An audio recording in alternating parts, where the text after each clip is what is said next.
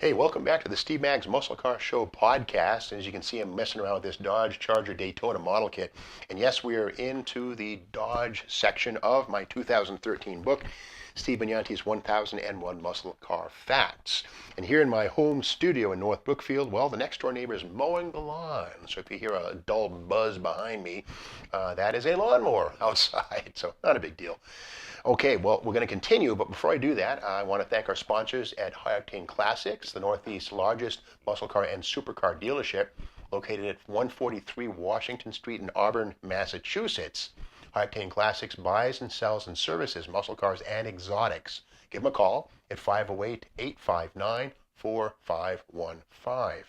Okay, this is episode number 49, and in it we are digging into, for the second show, the Dodge part of my book. This is Legend and Lore, Dodge Style. Let's begin it with discussion of the Dodge Ramchargers, fact 710.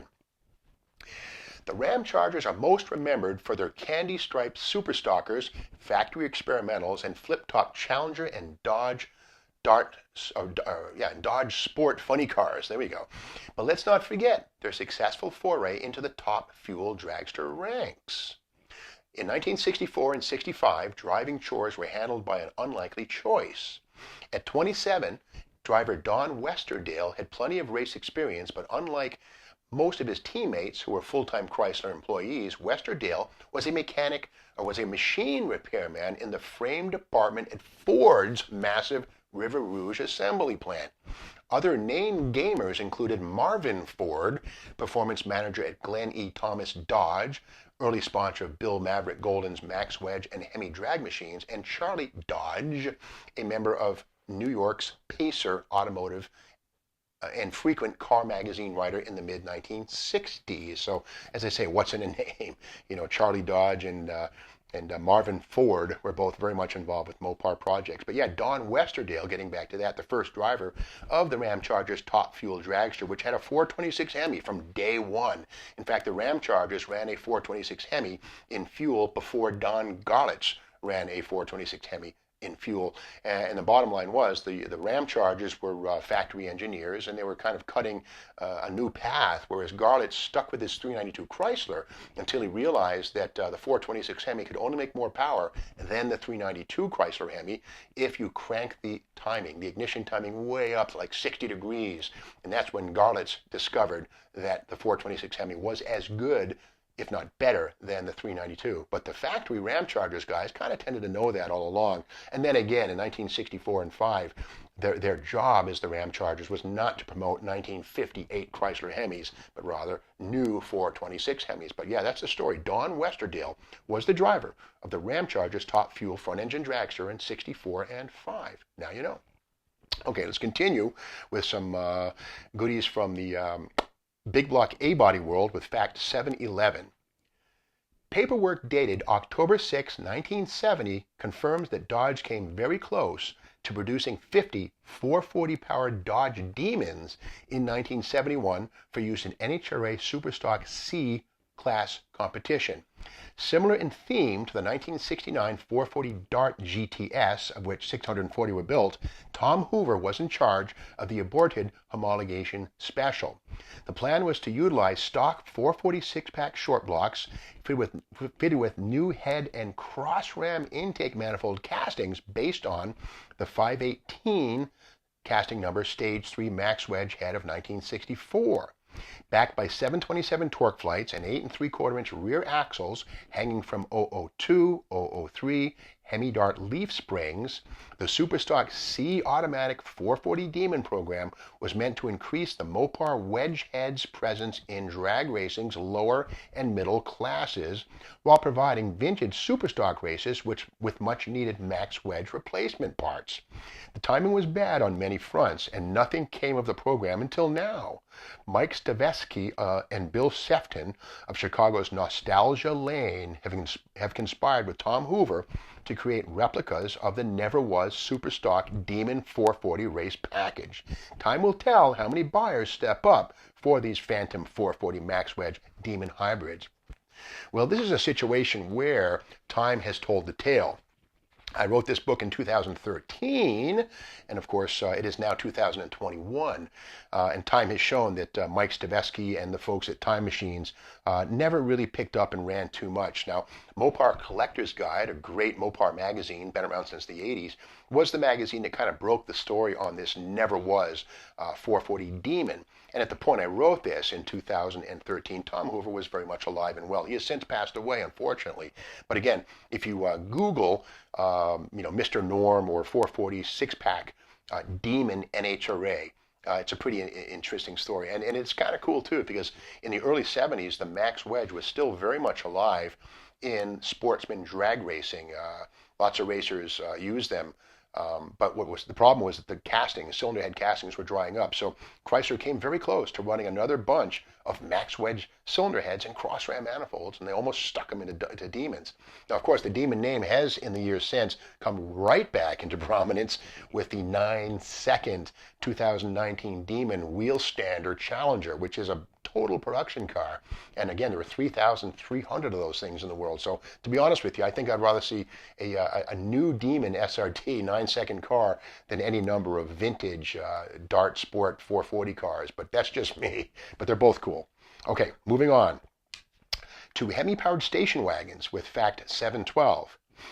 Hemi-powered Dodge station wagons were a common thing in the 1950s. Starting in 1953, thousands of long roof buyers paid extra for the increased towing capability offered by the A274 Red Ram and Super Red Ram Hemi head V8. The second generation A864 race Hemi of 1964 was a different story. Fred Cutler's stock appearing 1964 Dodge 440, and the 440 was a series designation, not the engine displacement. The car was called Hemi Wagon. It was campaigned heavily in NHRA BFX action, complete with cross-ram, race Hemi single headlight grille, and hood scoop, and push-button 727 equipment. However, it was not an assembly line vehicle. Soon after, Lee Smith's Preparation H A102 Street Hemi 1966 Belvedere wagon did battle in NHRA modified production. But again, the 426 Street Hemi was not a factory offering aboard station wagons. 4 doors, yes. Wagons, no. 3 decades later, Hemi-powered Dodge station wagons reappeared with the 2005 through 2008 Magnum RT and 2006 through 2008 Magnum SRT8. These third-generation Hemi station wagons combined the ready availability of their 1950s counterparts, many thousands of each were built, with power nearly equal to the 426 Hemi. The SRT-8's 6.1-liter Hemi developed 425 net horsepower, but 600 is easily achieved with a bolt-on blower kit. The third time was the charm.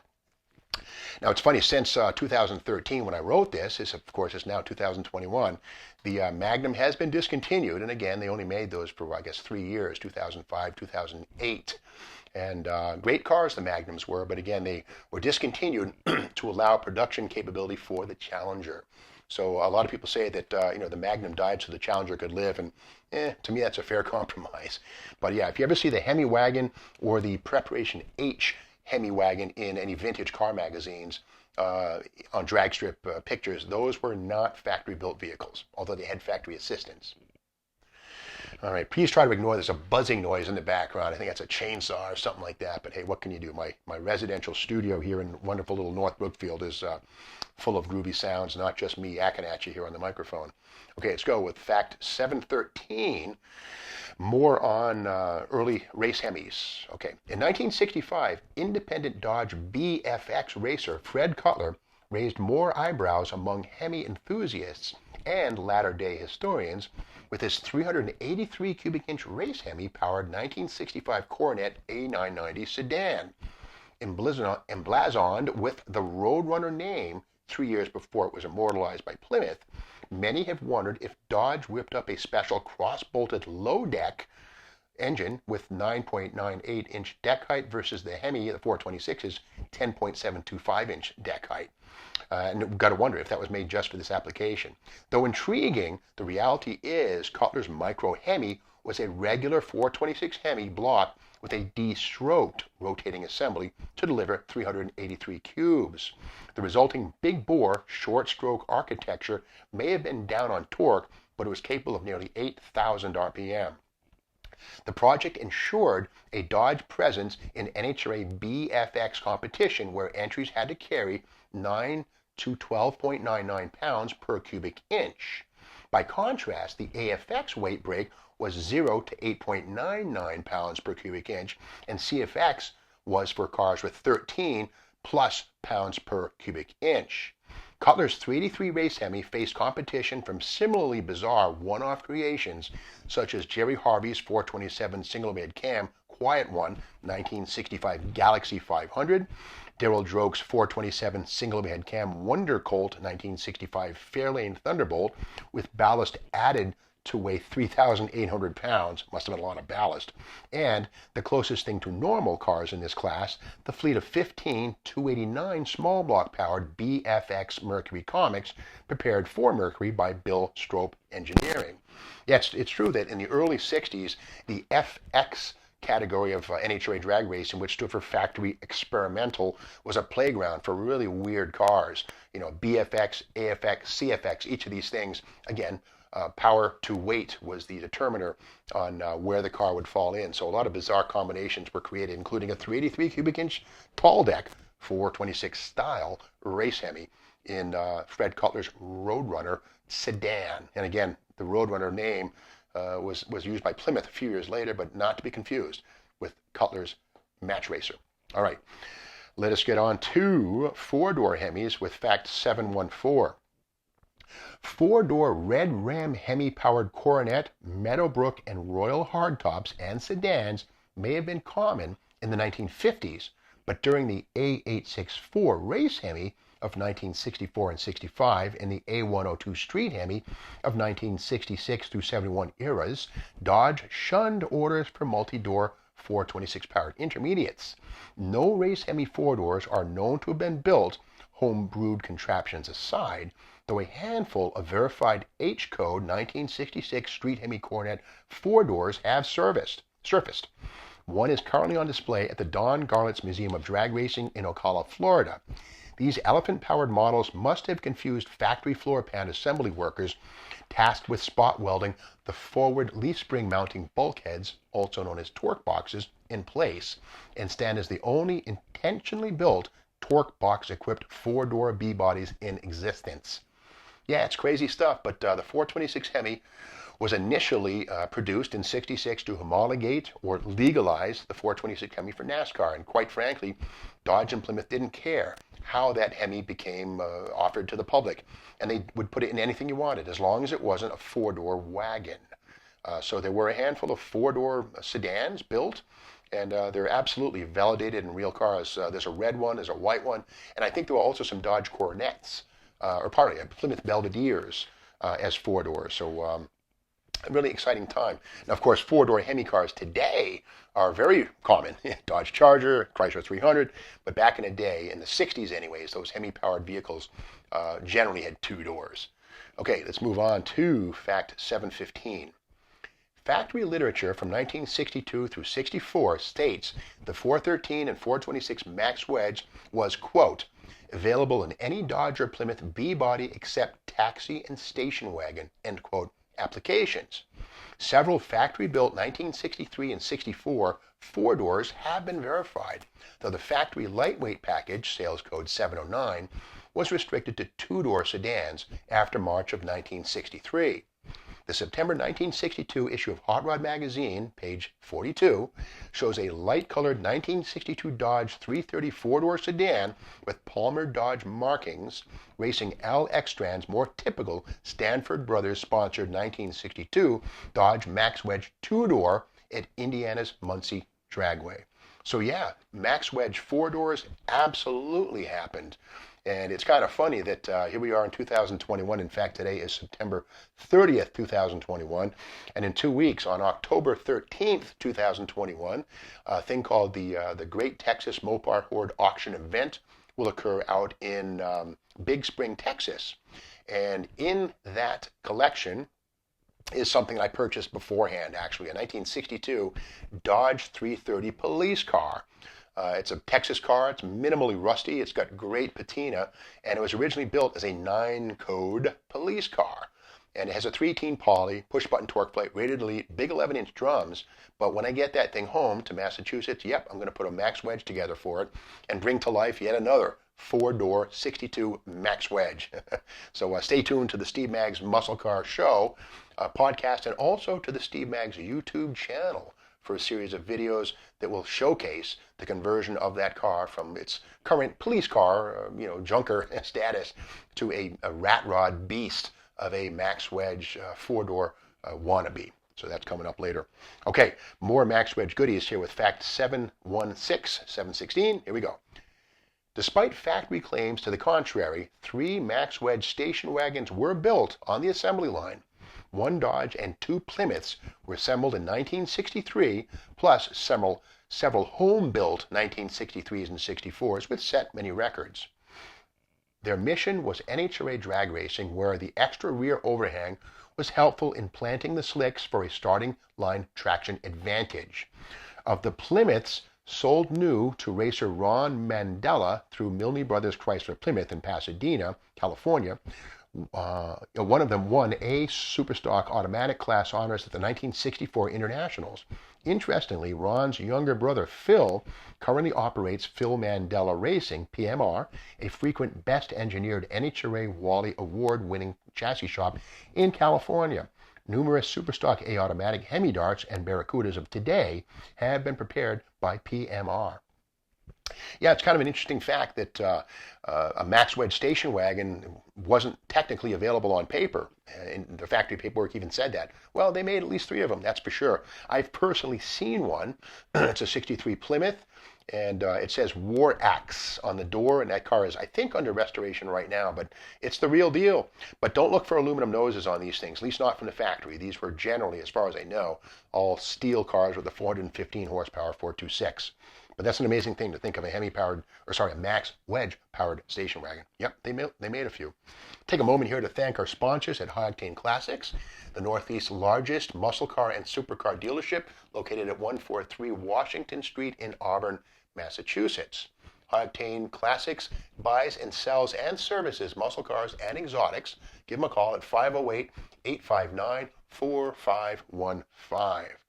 Okay, let's get back to the Dodge facts with 717, and keep in mind this is legend and lore. There you go. The most exciting to me segment of each chapter, because it gets to explore the stuff that you can't believe. What, they really did that? In some cases, yeah, they really did. And here's one here with some Max Wedge stuff from 1962. Okay, fact 717. Dodge public relations writers obviously didn't consult with Tom Hoover, Jim Thornton, the Mancinis, or any of the rest of the Max Wedge development engineers who doubled as the Ramchargers drag team on weekends when early press releases described the May 1962 introduction of the 413 Max Wedge as being well suited to police applications. Can you imagine the budget-breaking frustrations faced by municipal fleet service managers tasked with constantly adjusting valve lash, replacing fouled spark plugs, servicing worn points, and replacing bald rear tires? Though it sounds sexy on paper, Chrysler never courted the law enforcement market with its Max Wedge, race Hemi, street Hemi, or 446-pack power plants for that matter. Sure, some rogue agencies are known to have toyed with hopped-up cop cars, but those words from a 1964 Dodge fleet sales brochure define the company's stance. They are, quote, "They call them dependables because they are.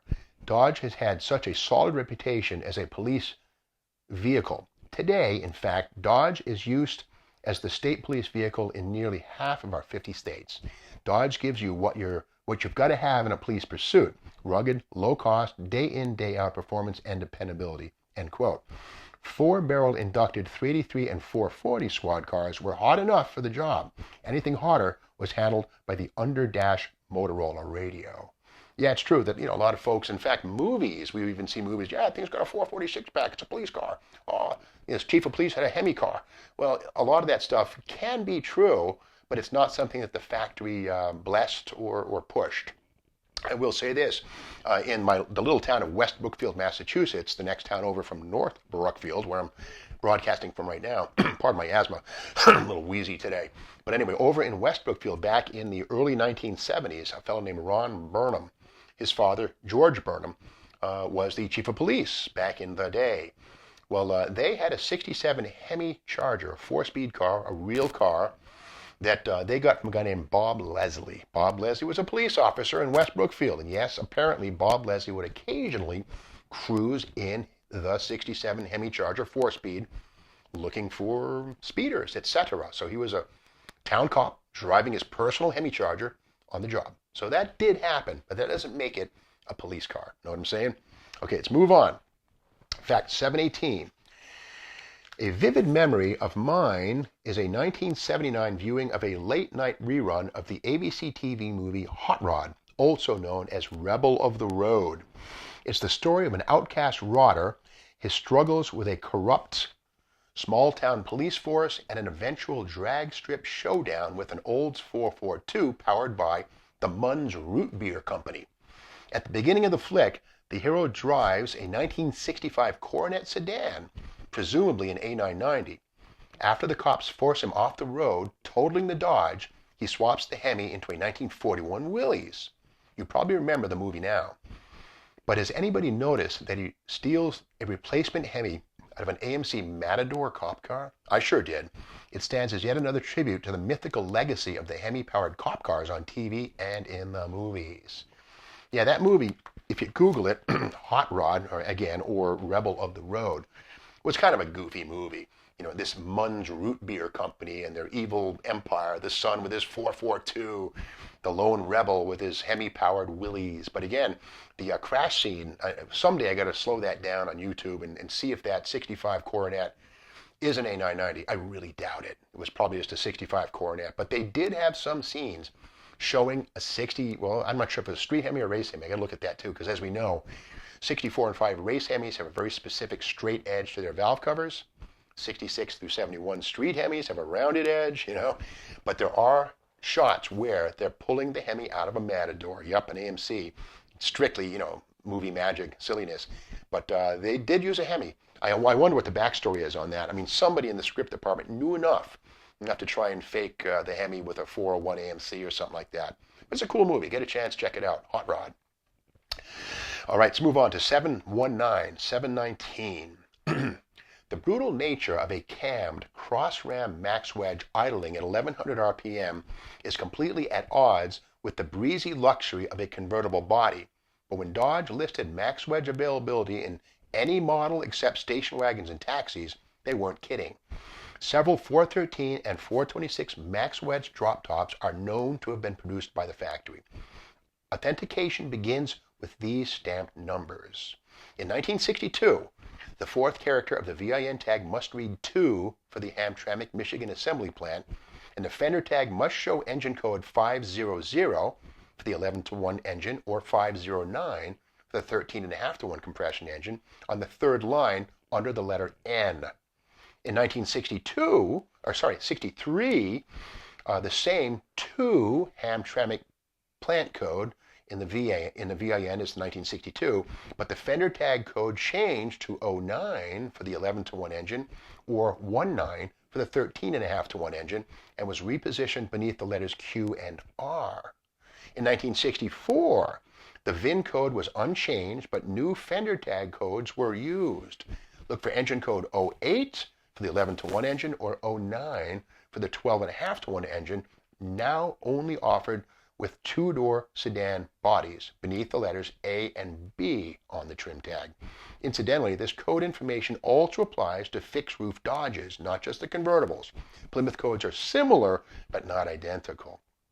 So yeah, over the years, you know, Muscle Car Review, Mopar Muscle, Mopar Action, Chrysler Power, all these magazines have done features on convertible Max Wedge cars. And yeah, they can be real. A lot of clones out there for sure. But if you suspect you have a real one, use this information and the VIN to confirm or deny the reality of the car. Okay, this is fact 720, and it is the final fact for this particular show, which is show number 49. And here it goes. Fact 720. As if the availability of Max Wedge Dodge convertibles isn't wild enough, the mighty A102 Street Hemi was also available without the rollover protection and engine torque resistance afforded by a fixed steel roof. Though the 1964 and 65 race Hemi era was skipped, between 1966 and 71, Dodge sold approximately 77 street Hemis in the ragtop equipped Coronet and Coronet R500 in 1966, the Coronet in 1967 through 70, and Challenger RT in 70 only. Plymouth moved approximately 119 street Hemi ragtops in the same period with all models combined. Verification is easy as checking the fifth character of the VIN for the street Hemi engine code, which in 1966 only is H, in 1967 through 69, J, and in 1970 and 71, R. As with Max Wedge ragtops, folks weren't lining up to buy them new. It's a different story today. With approximately 200 street Hemi convertibles built, that's roughly 4 times the number of Max Wedge convertibles made in 1962 through 64. Yeah, we all know that any Hemi convertible today is a huge collector's item. $3 million is not an issue with those cars. But again, a lot of clones out there, and that's okay. There's plenty to go around. Well, that's it for this episode, which is show 49 of the Steve Maggs Muscle Car Show podcast. Be sure to share this with your friends, and as always, stick around for more. Until next time, I've got to thank our friends, of course, our sponsors at High Octane Classics, Northeast's largest muscle car and supercar dealership, located at 143 Washington Street in Auburn, Massachusetts. High Octane Classics buys and sells and services muscle cars and exotics. Give them a call at 508-859-4515. Okay, we'll be back soon with episode 50 of the Steve Maggs Muscle Car Show podcast. Until then, hasta mañana.